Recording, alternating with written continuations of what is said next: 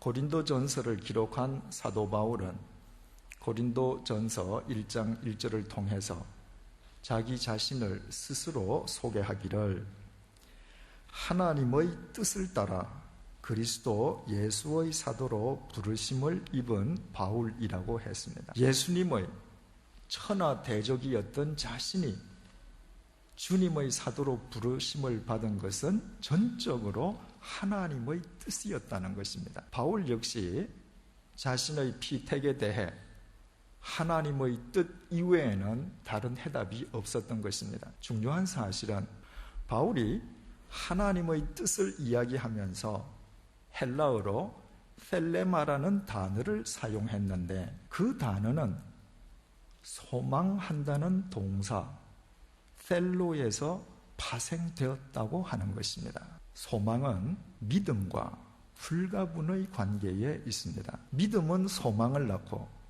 소망은 믿음을 더욱 공고하게 해줍니다. 소망과 믿음은 별개의 것이 아니라 마치 동전의 양면과도 같아서 소망의 또 다른 표현이 믿음이고 믿음의 또 다른 이름이 소망입니다. 따라서 하나님께서 특정인을 당신의 백성으로 선택하시는 하나님의 뜻은 바로 그 인간에 대한 하나님의 소망이요 믿음임을 우리는 알게 됩니다. 선택은 언제나 버림의 결과입니다. 선택의 대상은 항상 복수거나 다수입니다. 그 가운데 하나를 선택한다는 것은 나머지 모두를 포기하는 것을 의미합니다. 많은 것 가운데에 단 하나를 선택하는 것은 자신이 선택한 그 하나가 나머지 모두보다 더 낫다는 믿음으로 인함입니다. 그래서 똑같은 가게에 수없이 많은 옷이 걸려져 있는데 어떤 사람은 그 가게에 들어가서 밝은 색깔의 옷을 사는가 하면 어떤 사람은 정반대로 검정 색깔의 옷을 삽니다.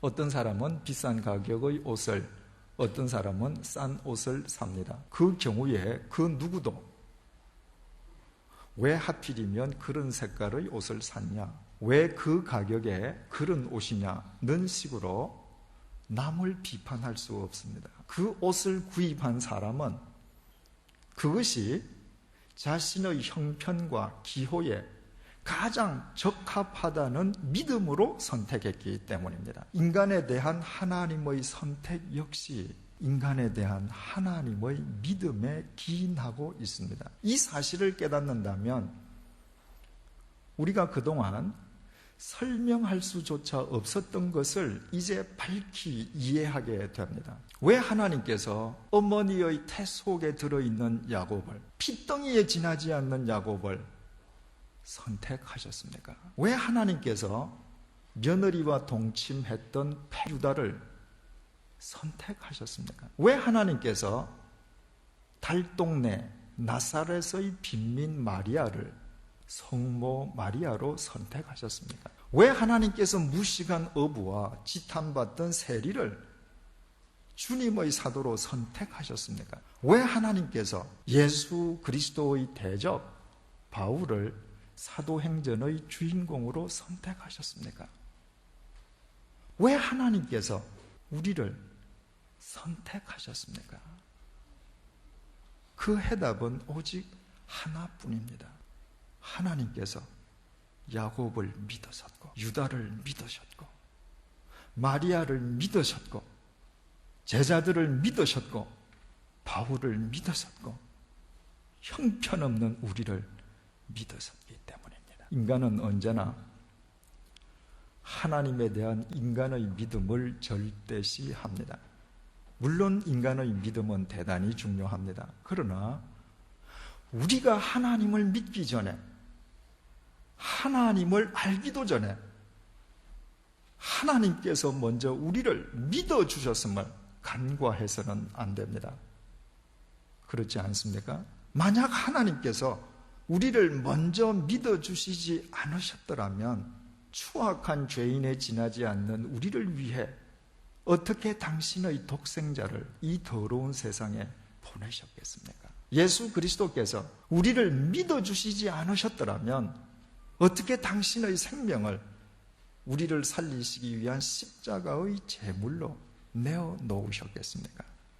우리가 하나님을 믿기도 전에 우리를 먼저 믿어주신 삼위일체 하나님의 믿음이 십자가의 구원을 완성하신 것입니다. 형편없는 죄인임에도 불구하고 우리를 먼저 선택해 주시고 당신의 은혜를 베풀어 주시면 하나님의 자녀답게 살아가리란 하나님의 소망이요 믿음이었습니다. 그렇다면 우리는 인간의 믿음이 과연 무엇을 의미하는지 이제 명쾌하게 정의할 수 있습니다.